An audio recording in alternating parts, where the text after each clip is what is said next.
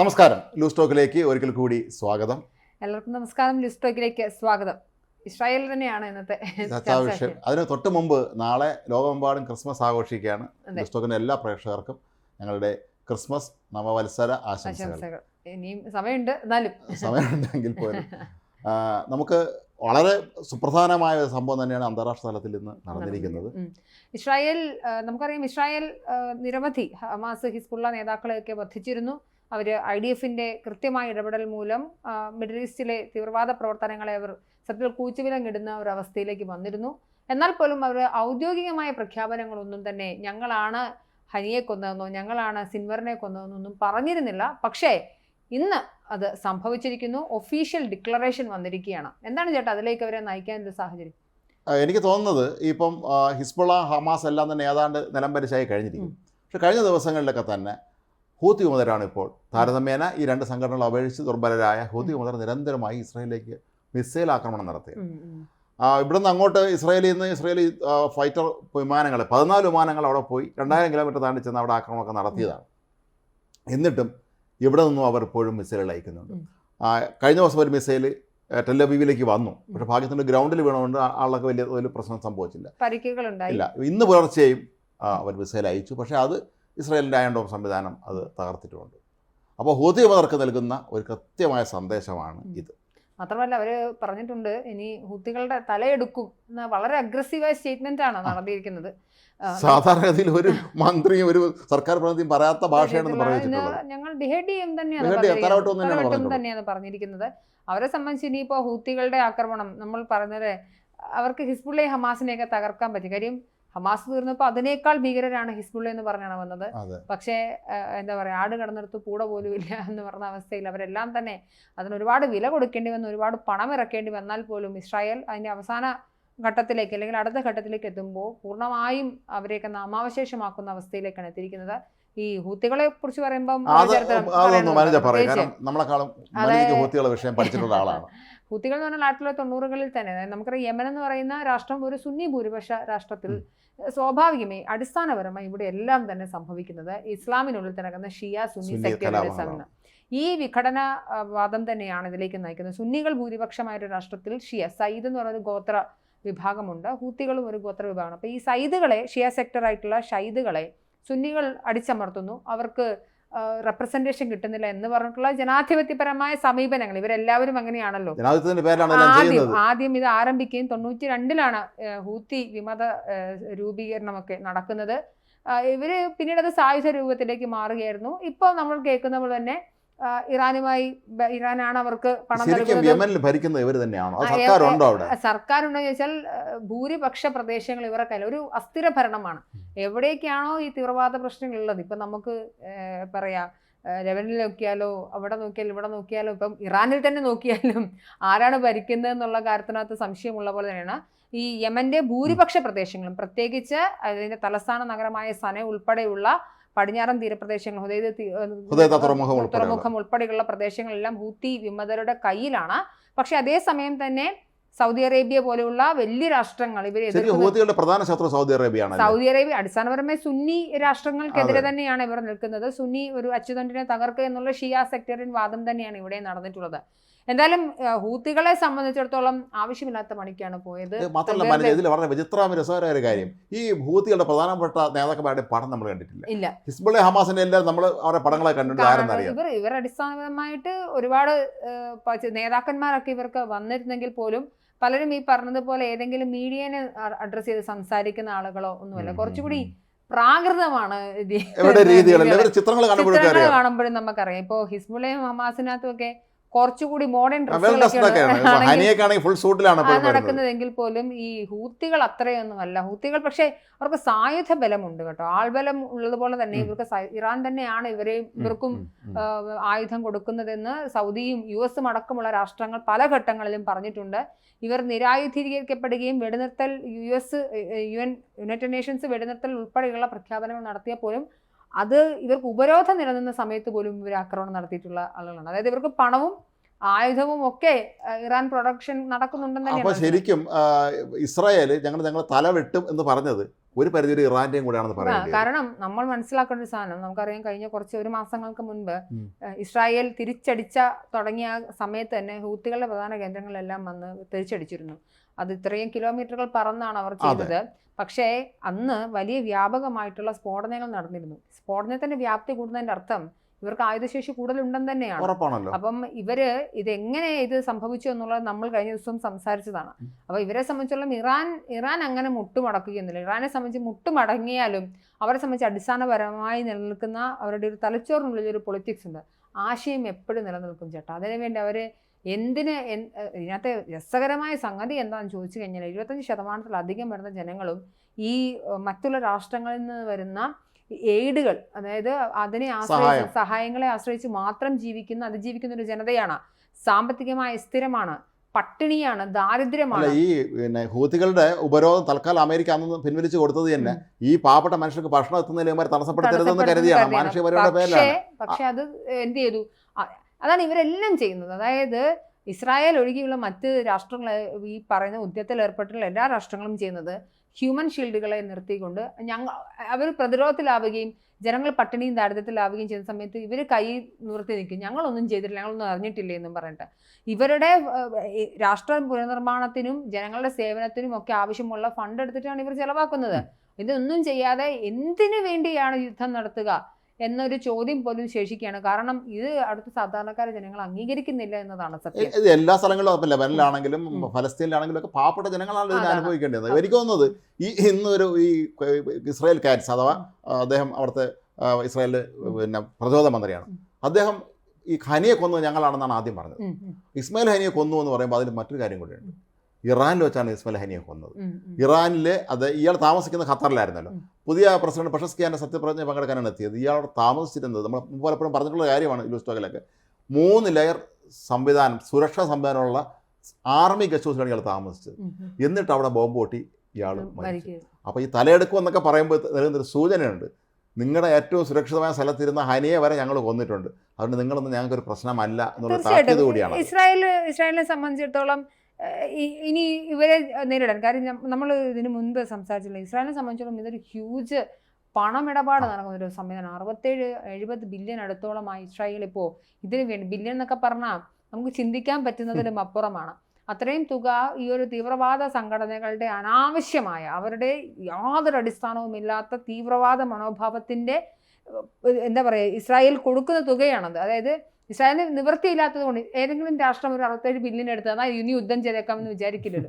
അവരെ സംബന്ധിച്ചിടത്തോളം അവർക്ക് യുദ്ധം തീർക്കണം. മാത്രമല്ല, ഒന്ന് ആലോചിച്ച് നോക്ക്, ഹമാസിന് ഒരു വിധം ഒതുക്കി, ഇനിയിപ്പോൾ അവർ വെടിനിർത്തലിൽ നിൽക്കുന്നു, ഹിസ്ബുള്ള വെടിനിർത്തൽ തയ്യാറായിരിക്കുന്നു, പലരെ ഒതുക്കി. അപ്പോഴാണ് ഈ കൊണ്ടുവരുന്നത്. അപ്പോൾ ഇത് 2 വശത്തുനിന്ന് ഒതുക്കൊണ്ടിരുമ്പോൾ ഒരു വശത്തുനിന്ന് ഉയർന്നുകൊണ്ടിരിക്കും. അതാണ്. അപ്പോൾ ഈ ഒരു ഘട്ടത്തിൽ ഇനി ഇസ്രായേലിനെ സംബന്ധിച്ചിടത്തോളം പേടിപ്പിച്ച് നിർത്തുക എന്നത് തന്നെയാണ് അവരുടെ അജണ്ട. ആ അജണ്ടയുടെ ഭാഗമായി തന്നെയാണ് വളരെ എനിക്ക് 2024 ജൂലൈയിലായിരുന്നു ഹനി കൊല്ലപ്പെടുന്നത്.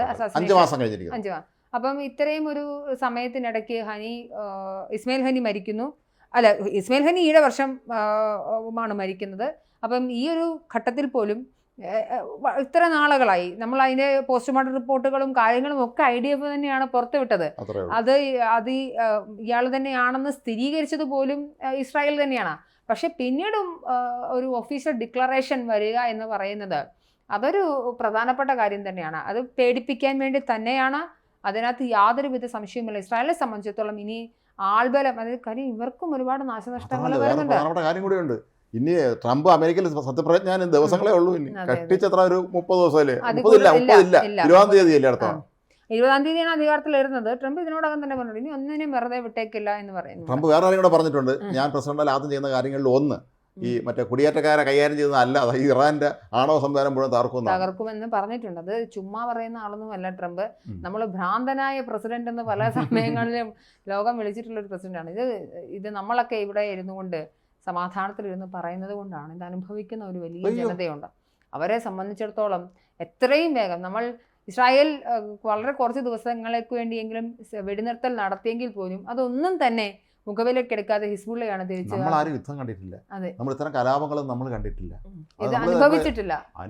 ഇത് അനുഭവിച്ചവരെ പലയിടങ്ങളിലും യുദ്ധങ്ങളൊക്കെ വന്ന സമയത്ത് ഇവിടെ പെട്രോൾ കുറഞ്ഞതും അല്ലെങ്കിൽ നമുക്ക് അത്തരത്തിലാണ് നമ്മളെ ബാധിക്കാറുള്ളത്. അതിനെ ഇൻഡയറക്ട്ലി നമുക്ക് ബാധിച്ചിട്ടുണ്ട് എന്നതിനപ്പുറമായി നമ്മൾ ആരും തന്നെ നമ്മുടെ പരിചയക്കാരോ നമ്മുടെ ബന്ധുക്കളോ ആരും തന്നെ യുദ്ധത്തിൽ പെട്ടുപോയവരില്ല. അതിന്റെ വേദനയും വിഷമവും നമുക്ക് മനസ്സിലാവില്ല.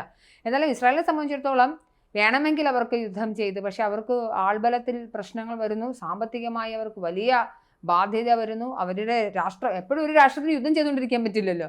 അവരെ സംബന്ധിച്ചിടത്തോളം മറ്റു കാര്യങ്ങൾ ചെയ്ത് തീർക്കേണ്ടതുണ്ട്. അപ്പോൾ ഇനിയെങ്കിലും രാഷ്ട്രഭരണത്തിൽ മാത്രമല്ല ഇതിനകത്തൊരു പ്രധാനപ്പെട്ട കാര്യം ബന്ദികളുടെ കാര്യങ്ങൾ ഇപ്പോഴും പൂർണ്ണമായി അതാണ്. അപ്പോൾ കഴിഞ്ഞ ദിവസം അമേരിക്ക അവരുടെ പുതിയ ദേശീയ സുരക്ഷാ ഉപദേഷ്ടാവ്, നിയുക്ത ഉപദേഷ്ടാവ്, അദ്ദേഹം കഴിഞ്ഞ ദിവസം പറഞ്ഞു, ഞങ്ങളുടെ മൊത്തം 4 അമേരിക്കാരുണ്ട്, മൊത്തം ബന്ദികളെയും വിട്ടു തന്നില്ലെങ്കിൽ ഈ ഹമാസിനെ ശരിയാക്കുമെന്നാണ് അദ്ദേഹം പ്രഖ്യാപിച്ചിട്ടുള്ളത്. അത് അവരെ സഹായിക്കുന്നവരാണ്. ഇറാനെയാണ് ഭംഗിയായി അദ്ദേഹം ഉദ്ദേശിക്കുന്നത് തോന്നുന്നു. മാത്രമല്ല ഇതുമായി കൂട്ടിച്ചേർത്ത് വായിക്കാൻ ഇന്നലെ ഒരു സംഭവം കൂടെ ഉണ്ടായിരുന്നു. നമ്മളൊക്കെ അത് വാർത്ത കൊടുത്തതാണ്. ഇന്നലെ നേരത്തെ ഇസ്രായേലിൻ്റെ രഹസ്യാന്വേഷണ സംഘടന മൊസാദിൽ അങ്ങനെ 2 പേര് ഒരു അമേരിക്കയിലെ TV ചാനലിൽ നൽകിയ അഭിമുഖമാണ്. അവർ പറയുന്നു, ഞങ്ങളാണ് പേജറുകൾ പൊട്ടിച്ചത് ലെബനനിൽ, ഈ ഹിസ്ബുള്ള നേതാക്കന്മാരെ തീർത്തത്. അതിന് തൊട്ട് പിന്നാലെയാണ് ഇപ്പോൾ ഇസ്രായേൽ ക്യാറ്റ്സിൻ്റെ ഈ ഒരു പ്രഖ്യാപനം വരുന്നത്. അപ്പോൾ ഇതൊക്കെ തന്നെ നമ്മളൊന്ന് കണക്ട് ചെയ്ത് വായിക്കണം. സാധാരണഗതിയിൽ ഈ മൊസാദിൽ നിന്ന് വിട്ടുപോയവർ ഒരിക്കലും വെളിയിറങ്ങി അവരെ വെളിപ്പെടുത്താറില്ല. ഇത് മുഖംമൂടി കെട്ടിയിട്ടുണ്ട് ക്യാമറയ്ക്ക് മുന്നിൽ, എങ്കിൽ പോലും അതിൻ്റെ ഓപ്പറേഷൻ എങ്ങനെയാണെന്ന് കൃത്യമായിട്ട് പറയുന്നുണ്ട്. ശരിക്കും ഹിസ്ബുള്ളയെ വിഡ്ഢികളാക്കിയിരുന്നവർ. ഇവർ ഈ മൊബൈൽ ഫോണൊക്കെ ഉപയോഗിക്കാൻ അവർക്ക് വിമുഖതയായി തുടങ്ങി. കാരണം ഇതെല്ലാം ഇസ്രായേൽ ചോർത്തുന്നു എന്നുള്ള സംശയം വന്നപ്പോൾ ഇവർ പേജറുകൾക്കായി തിരച്ചിൽ നടത്തുന്നുവെന്ന് അവർക്ക് വിവരം കിട്ടി. രസകര കാര്യം, 10 വർഷം മുമ്പ് തന്നെ മറ്റേ വോക്കി ടോക്കി സ്ഫോടനത്തിനുള്ള സംവിധാനം ഒരുക്കുന്നുണ്ടായിരുന്നു. 2022 ഈ ഒരു പേജറിലേക്ക് ആ ശ്രദ്ധ കേന്ദ്രീകരിക്കുന്നത്. അങ്ങനെ അവർ ഒരു കടലാസമണി ഉണ്ടാക്കുന്നു, ശരിക്കും ഈ ഹിസ്ബുള്ളയെ പറ്റിക്കുന്നു. മാത്രമല്ല ഇതിൻ്റെ പരസ്യങ്ങൾ ഒരു കൊടുത്തിരുന്നു എന്നാണ് യൂട്യൂബിലൊക്കെ, മികച്ച ക്വാളിറ്റിയുള്ള പേജറാണെന്നൊക്കെ പറഞ്ഞ്. ഇതൊക്കെ വിശ്വസിച്ച് ഈ ഹിസ്ബുള്ള ഏതാണ്ട് 5000-ഓളം പേജറുകൾ വാങ്ങിച്ചതാണ്. മാത്രമല്ല സാധാരണ പേജറുകൾ അല്പം കൂടെ വലുപ്പമാണെന്നിന് സ്ഫോടക വസ്തു വയ്ക്കാൻ. ഹസൻ നസറുള്ള നോക്കിക്കൊണ്ടിരിക്കുമ്പോൾ അയാൾ അടുത്തിരുന്ന് 2 പേര് ഇത് പൊട്ടി കണ്ണ് കാഴ്ച പോയതാകും. അന്ന് ഇസ്രായേലിൽ ലക്ഷ്യമിട്ട ഒരു കാര്യം, ഈ പേജറുകൾ പൊട്ടി എല്ലാവരും മരിക്കണമെന്ന് അവർ ആഗ്രഹിച്ചിരുന്നില്ല. കുറേ പേര് ജീവശവങ്ങളായി കാണണമെന്നാണ് അവർ ആഗ്രഹിച്ചിരുന്നത്. കണ്ണുണ്ടാത്തവർ, കൈയും കാലും പോയവർ. കാരണം ഇത് കൈ ഇങ്ങനെ വെച്ചല്ലേ നോക്കുന്നത്, ഇങ്ങനെ വെച്ച് നോക്കുമ്പോൾ പൊട്ടിത്തെറിക്കാൻ മുഖത്ത് കൊള്ളുന്നു. ഇറാനിലെ ലെബനൻ അംബാസഡർക്ക് വരെ പരിക്ക് പറ്റിയിരുന്നു. അയാളെ തീർച്ചയായിട്ടും ആ സമയത്ത് വാർത്തകൾ വന്നിരുന്നു. അപ്പോൾ ഈ 2 സംഭവങ്ങൾ നമ്മൾ കൂട്ടിച്ചേർത്ത് ഇതിനൊരു സൈക്കോളജിക്കൽ വശമുണ്ട്. അതായത് യുദ്ധം എപ്പോഴും ആൾബലം കുറയ്ക്കുക, സാമ്പത്തികമായ പ്രതിസന്ധികൾ ഉണ്ടാക്കുക എന്നതിനപ്പുറമായി മാനസികമായി എതിരാളികൾക്ക് കൊടുക്കേണ്ടെന്ന് വെച്ചുള്ള സാധനമുണ്ട്. നമ്മൾ പേജർ അറ്റാക്കിൽ ഉൾപ്പെടെ നമ്മൾ മനസ്സിലാക്കേണ്ട ഒരു സാധനം, അതിനൊരു സൈക്കോളജിക്കൽ വശം കൂടിയുണ്ട്. ശത്രുവിനെ അവൻ്റെ മാനസിക ധൈര്യത്തെ, മനധൈര്യത്തെ എതിർത്ത് തോൽപ്പിക്കുക എന്ന ഒരു യുദ്ധതന്ത്രം കൂടി അവിടെ കൃത്യമായി. കാര്യം അവരെ സംബന്ധിച്ചിടത്തോളം അവർക്ക് വിവരം കൈമാറാനുള്ള എല്ലാ വഴികളും അടഞ്ഞു. പേജർ ഉപയോഗിക്കുന്നു, അതും പൊട്ടിത്തെറിക്കുന്നു. ഇനി സത്യത്തിൽ ഇവർ തമ്മിലുള്ള ഈ കമ്മ്യൂണിക്കേഷൻ എപ്പോഴാണോ ഈ തീവ്രവാദികൾ തമ്മിൽ നിന്നത്, അതിന് തൊട്ട് പിറ്റേ ദിവസം പോലാണ് ഇവർ ഇസ്രായേൽ കടന്നാക്രമിക്കാൻ തുടങ്ങുന്നത്. മാത്രമല്ല ലെബനനിലെ സാധാരണ ജനങ്ങൾ പോലും അവരെ വീട്ടിൽ പേജറും ഇതൊക്കെ പോയി മൊബൈലും പോയിട്ട് അവിടെ ഇരുന്ന ഫ്രിഡ്ജ് വരെ തുറക്കാൻ പേടിച്ചു എന്നാണ്. ഇത് ഏതിലൊക്കെയാണ് സ്ഫോട വസ്തുക്കൾ ഇരിക്കുന്നതെന്ന് അറിയില്ലല്ലോ. മാത്രമല്ല ഇന്നലെ ആ മൊസാദിൻ്റെ ഏജന്റുമാർ പറഞ്ഞ ഒരു കാര്യം കൂടിയുണ്ട്. നിങ്ങൾ ഇതിൻ്റെ തൊട്ട് പിന്നാലെ ഈ പേജർ സ്ഫോടനത്തിന് പിന്നാലെ ഹസൻ നസറുള്ള ടെലിവിഷനിലൂടെ അഭിസംബോധന ചെയ്തു. അയാളുടെ മൊത്ത ഭാവം നോക്കുക എന്ന് പറഞ്ഞു. ധൈര്യമല്ല, സാധാരണ ഒരു ധൈര്യം നിൽക്കും. അയാൾ പേടിച്ച് അയാളെ കണ്ണുകൾ നോക്കുക, അയാൾ ഭയന്നിട്ടുണ്ട്. തൊട്ടടുത്തിരുന്ന ആൾ വരെ പേജർ പൊട്ടി മരിച്ചിരിക്കുന്നു. മാത്രമല്ല അയാൾ പെട്ടെന്നൊന്നും അങ്ങനെ പുറത്തു. മാത്രമല്ല നസറുള്ളയെ കുറിച്ച് പറയേണ്ട ഒരു പ്രത്യേക കാര്യം, ഈ നസറുള്ളയെ കുറിച്ചത് മാത്രമല്ല, ഈ തീവ്രവാദ നേതാക്കന്മാരെ കണ്ടിട്ടുണ്ടോ, ഇവന്മാരൊന്നും പുറത്തു വരില്ല, പബ്ലിക്കിനെ അഡ്രസ്സ് ചെയ്യില്ല, പൊതുമധ്യത്തിൽ നിന്ന് സംസാരിക്കില്ല. ഇവർ നാട്ടുകാരെ മുഴുവനും ഇറക്കി വിടുകയും ചെയ്യും. എന്നാൽ അതേസമയം ഇവരെല്ലാം സുരക്ഷിതമായ താവളങ്ങളിൽ ഇരിക്കുകയും ചെയ്യും. പല പ്രമുഖരായ സഹപ്രവർത്തകർ കൊല്ലപ്പെട്ടിട്ട് പോലും മരണച്ചടങ്ങിൽ പോലും പങ്കെടുക്കാനായിട്ട് ഇവർ വരാത്ത സാഹചര്യം വലിയ രീതിയിൽ ചോദ്യം ചെയ്യപ്പെട്ടിട്ടുണ്ട് അവർക്കിടയിൽ തന്നെ. ഇസ്മായിൽ ഹനി തന്നെ എന്താണ് ഏറ്റവും സുരക്ഷിതനെ ഖത്തറിൽ താമസിക്കുകയായിരുന്നു. ഗാസയിലെ പാവങ്ങളെ ജീവിതം അവർക്കറിയില്ല. അതെ. അപ്പോൾ ഈ ഹനിയെ തന്നെ പലതവണ എനിക്ക് മനസ്സിലാവുന്നത് ഇന്റർനാഷണൽ മീഡിയയിലെ വാർത്തകൾ വായിക്കുമ്പോൾ ഇവർ ഉള്ളിൽ തന്നെ ചോദ്യങ്ങൾ ഉയർന്നത്, ഞങ്ങൾ എന്തിന് ഇറങ്ങി പുറപ്പെടുകയും ചാവേറുകളാവുകയും ചെയ്യുന്ന അവസ്ഥയിൽ എന്തുകൊണ്ട് നിങ്ങൾ നേതാക്കന്മാർ ഇറങ്ങുന്നില്ല എന്ന ചോദ്യം അവർ വരുന്നുണ്ടായിരുന്നു. അപ്പം ഇങ്ങനെയുള്ള സൈക്കോളജിക്കൽ ആയുള്ളൊരു വാറുകൂടി ഇസ്രായേൽ പാരലായി നടത്തിയതിന്റെ ഭാഗമായി തന്നെയാണ്.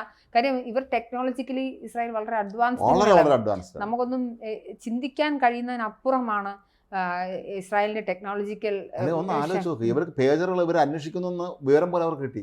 അതെ. അപ്പോൾ മാത്രമല്ല അത് വളരെ 1-2 സ്ഥലങ്ങളില്ല, സ്കാറ്റേഡ് ആയി എല്ലായിടങ്ങളിലും സിറിയയിലും ഒക്കെ സംഭവിച്ചല്ലോ. അപ്പൊ ഈ ഒരു ഹിസ്ബുള്ള എന്ന് പറഞ്ഞാൽ ഉത്തരവാദിത്തപ്പെട്ട ഒരു രാഷ്ട്രീയ പാർട്ടി ആവേണ്ടുന്ന ഒരു പാർട്ടിയുടെ ആൾക്കാരാണ്, വെപ്പ്. അങ്ങനെ വെപ്പുള്ള ഒരു രാഷ്ട്രീയ സംഘടനയായിരിക്കും, അതായത് രാഷ്ട്രീയ സംഘടനകളുടെ ലക്ഷ്യം എന്നുള്ള ജനക്ഷേമമാണ്. അങ്ങനെ ഇരിക്കുന്ന ആളുകൾ തന്നെയാണ് അവിടെ തീവ്രവാദം നടത്തുന്നത്, സ്പോൺസർ ചെയ്യുന്നത്.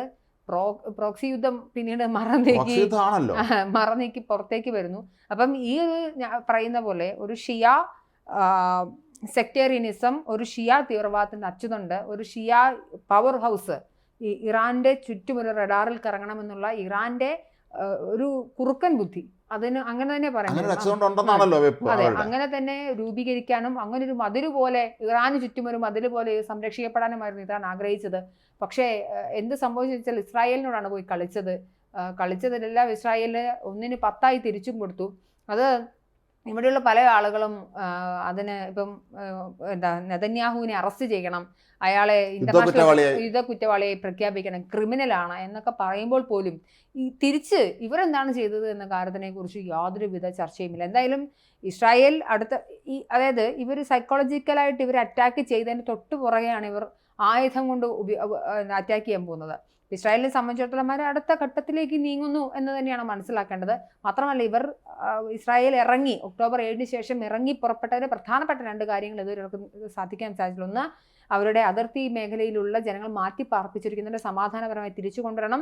ഇനി ഏതെങ്കിലും ബന്ദികൾ ജീവനോടെ ഉണ്ടെങ്കിൽ അവരെ തിരിച്ച് നാട്ടിലേക്ക് എത്തിക്കേണ്ടതുണ്ടെന്ന അടിസ്ഥാനപരമായ 2 കാര്യങ്ങൾ ഇസ്രായേലിന് നടപ്പിലാക്കാനുണ്ട്. കാര്യം അവർ മുന്നോട്ട് വെച്ച ലക്ഷ്യം അതായിരുന്നല്ലോ. അപ്പോൾ അത് രണ്ടും ഇസ്രായേലിന് മുന്നിൽ ഒരു കടമ്പയായി നിൽക്കുകയാണ്. അതിന് ഹൂത്തികളുടെ ഈ ഘട്ടത്തിലെ ആക്രമണം ഇസ്രായേലിന് പ്രതിരോധിച്ചേ മതിയാവുകയുള്ളൂ. ഹൂത്തികളും ഹിസ്ബുള്ളയും എല്ലാം തന്നെ വടിയോട് തടി വാങ്ങിക്കരുത്. ശരിക്കും പറഞ്ഞാൽ കഴിഞ്ഞ വർഷം ഒക്ടോബർ 7-ന് ഇസ്രായേലിലേക്ക് കടന്നു കയറി ഹമാസ് ആക്രമണത്തെ തൊട്ടടുത്ത ദിവസം മുതൽ ഇവർ പിന്തുണ പ്രഖ്യാപിച്ച് വരാൻ ഇറങ്ങിയാണ്. ദിവസവും ഹിസ്ബുള്ള മിസൈൽ റോക്കറ്റുകളും ഡ്രോണും ഒക്കെ അയക്കുന്നു ഇസ്രായേലിലേക്ക്. അതുപോലെ ഹൂത്തി മുതൽ ചെങ്കടലിലൂടെ കടന്നു വന്ന കപ്പലുകളാണ്, പ്രത്യേകിച്ച് ഇസ്രായേൽ ബന്ധമുള്ള കപ്പലുകളാണ് ആദ്യം അവർ പിടികൂടിയിരുന്നത്. പിന്നീട് അതും മാറ്റിയിട്ട് ഏത് കപ്പലുണ്ടായാലും അതിനെല്ലാം ആക്രമിക്കുന്ന അവസ്ഥയിലേക്ക് പോയി. പിന്നെ അമേരിക്ക അവരുടെ ഒരു നാവിക പട അവിടെ ഇറക്കിയതിന് ശേഷമാണ് ഇവർ കുറച്ചൊന്ന് ഒതുങ്ങിയത്. പക്ഷേ എപ്പോഴും അവർ ഇസ്രായേലിലേക്ക് മിസൈൽ അയക്കുന്നു എന്നുള്ള ചെറിയ കാര്യമല്ല. അപ്പോൾ അങ്ങനത്തെ ഒരു പ്രധാന പ്രശ്നമുണ്ട്. അപ്പോൾ ഇസ്രായേലിനെ സംബന്ധിച്ചിടത്തോളം അടിസ്ഥാനപരമായി മുന്നോട്ട് വെച്ചിരുന്ന കാര്യങ്ങൾ നടപ്പിലാക്കേണ്ടതുണ്ട്. നടപ്പിലാക്കുന്ന സമയത്ത് പുറകിൽ നിന്നും എന്താ പറയുക, അവർ സമാധാനത്തിന് വേണ്ടി മാത്രമാണ് ശ്രമിക്കുന്നത്. ഈ ഘട്ടത്തിൽ ഇങ്ങനെ അനാവശ്യമായ ഡ്രോണുകൾ ഉപയോഗിച്ചിട്ടുണ്ട്. അവർക്ക് നാട്ടിൽ നമ്മളെപ്പോഴും പറയുന്നൊരു കാര്യമുണ്ട്, വീട്ടിൽ പ്രശ്നം ഇല്ലാഞ്ഞിട്ടാണോ നാട്ടുകാരുടെ കാര്യത്തിൽ ഇടപെടാൻ വരുന്ന പോലെ ഇവർക്കിവിടെ പരിഹരിക്കാൻ ഒരുപാട് പ്രശ്നങ്ങളുണ്ട്. അപ്പം ഇപ്പം ഇസ്രായേൽ നടത്തുന്ന സത്യത്തിൽ ഒരു യുദ്ധപ്രഖ്യാപനം തന്നെയാണ് എന്നാണ് മനസ്സിലാക്കേണ്ടത്. അതിന് യാതൊരുവിധ സംശയവുമില്ല. കാര്യം ഇസ്രായേൽ എല്ലാ അർത്ഥത്തിലും, മാത്രമല്ല അവിടുത്തെ അവിടുത്തെ സേനാധിപതി മാറിയായിരുന്നല്ലോ. പുതിയ ആള് വന്നിരിക്കുന്ന ഘട്ടത്തിൽ അവർക്ക് പുതിയ മാറി.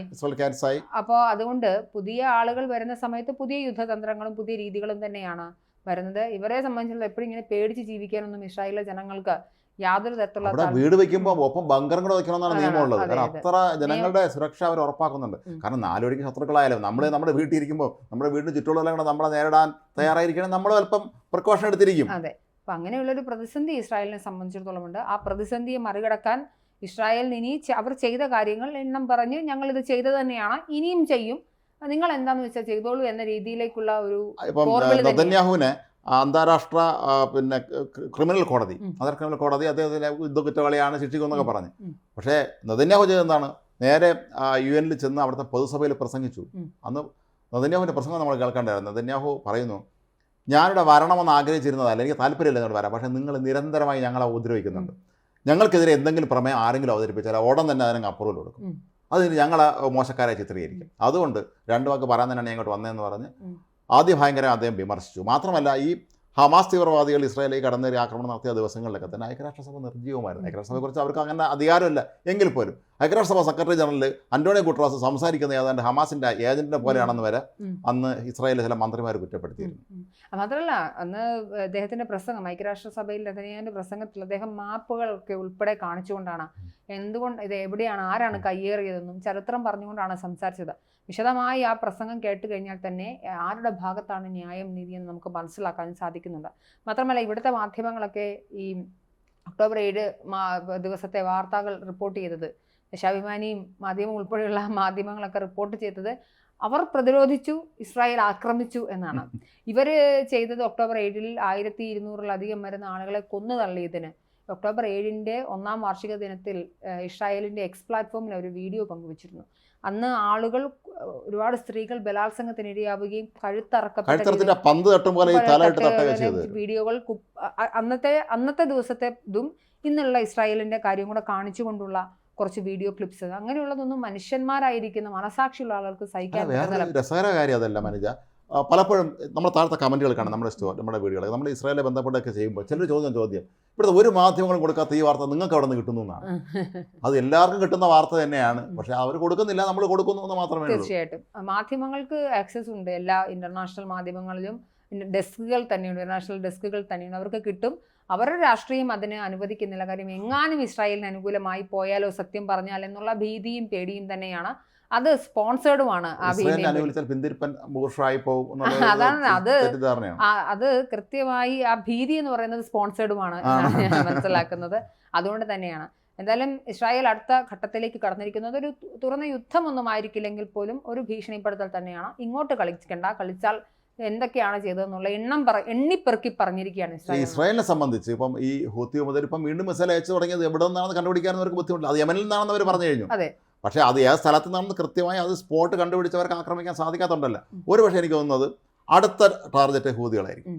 ഇതിന്റെ നേതാക്കന്മാരെന്ന് പേര് നമുക്കറിയില്ല, ആരാണ് ഏതാണെന്നുള്ളത്. അതെ, പക്ഷേ അവരും ഈ പറഞ്ഞതുപോലെ പണം ഞങ്ങളുടെ നാട്ടിലെ നാട്ടുകാർ തിന്നില്ലേലും കുടിച്ചില്ലേലും കുഴപ്പമൊന്നുമില്ല, സ്കൂളിൽ പിള്ളേർ പോയില്ലേലും കുഴപ്പമില്ല, വെള്ളവും വൈദ്യുതി ഇല്ലേലും കുഴപ്പമില്ല, ഞങ്ങൾ യുദ്ധം ചെയ്യും എന്ന് പറയുന്ന പിന്തിരിപ്പൻ ആയിട്ടുള്ള തീവ്രവാദ പ്രവർത്തനം നടത്തുന്ന ആളുകൾക്ക് എന്തായാലും ഇസ്രായേൽ മറുപടി കൊടുക്കാതെ പോവില്ല. കാരണം അവരെ സംബന്ധിച്ചുള്ള സമാധാനം തന്നെയാണ് ആവശ്യം. അല്ല, ലോകത്തൊരു രാജ്യമാണെങ്കിലും ഒരു വ്യക്തിയാണെങ്കിലും ഒരു കുടുംബമാണെങ്കിലും ഒക്കെ മനസമാനത്തോടെ ജീവിക്കാൻ ആരാണ് ആഗ്രഹിക്കുന്നത്? ഒരു സമാധാനം ജീവിക്കുമ്പോൾ നാലുപിടിക്കും വന്ന് ആക്രമിക്കുകയും ഇതിനൊക്കെ താത്വിക ഭാഷയിൽ ന്യായീകരിക്കുകയും ചെയ്യുന്ന ആളുകളെ സംബന്ധിച്ച് ഇസ്രായേൽ നമുക്കറിയാം ഒരു ചെറിയ രാജ്യമാണ്, അവർ വളരെ അധികം പ്രായമുള്ള രാജ്യമല്ല, എന്നിട്ട് പോലും അവർ ഒരുപാട് കഷ്ടപ്പാടുകളിലൂടെ കടന്നുപോയ കുഞ്ഞൻ രാജ്യമാണ്.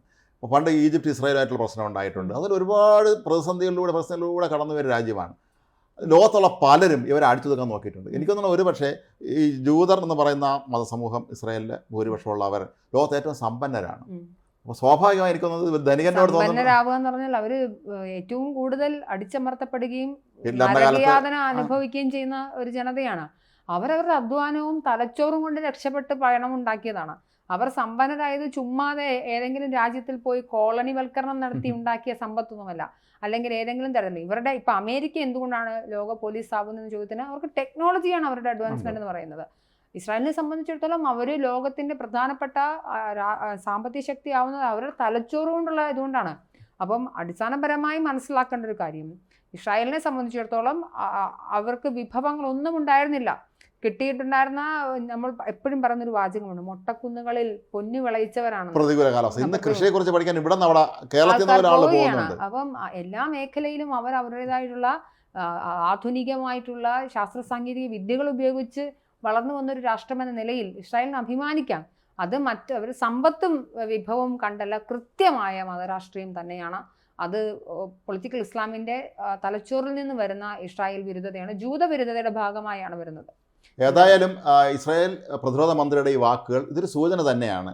ഇത് ഞങ്ങൾ അവസാന അംഗത്തിന് ഇറങ്ങുകയാണ്. ഇത് ഇറാന് കൂടിയുള്ള ഒരു മുന്നറിയിപ്പാണ്. നിങ്ങളുടെ വളരെ സുരക്ഷിതമായ സ്ഥലത്തെത്തി ഞങ്ങൾക്ക് ഹമാസിൻ്റെ തലവനെ വധിക്കാൻ കഴിഞ്ഞു അത് പറയുന്നു. ഒന്ന്.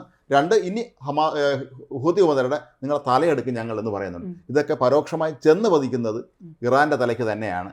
ഇറാൻ ശ്രദ്ധിച്ചില്ലെങ്കിൽ ഹൂതി മുതലൊന്നും ഇസ്രായേൽ ഒരു പ്രശ്നമേ അല്ല, ഇറാൻ പോലും പ്രശ്നമല്ല എങ്കിൽ പോലും ഇറാനിലേക്കും ഒരു പക്ഷേ വലിയ താമസമില്ലാതെ ഇസ്രായേലിൻ്റെ കൈകൾ എത്തും എന്നുള്ളതിൻ്റെ വ്യക്തമായ സൂചനയായി തന്നെ നമുക്കിത് കണക്കാക്കാം. നമസ്കാരം.